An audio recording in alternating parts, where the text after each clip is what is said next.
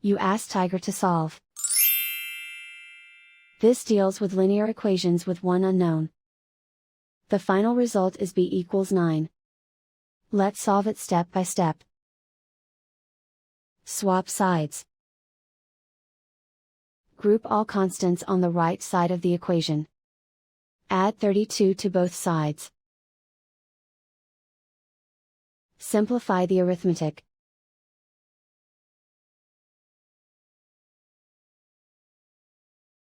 Isolate the b. Divide both sides by -3. Cancel out the negatives. Simplify the fraction. Cancel out the negatives. Find the greatest common factor of the numerator and denominator. Factor out and cancel the greatest common factor. And so the final result is b equals 9.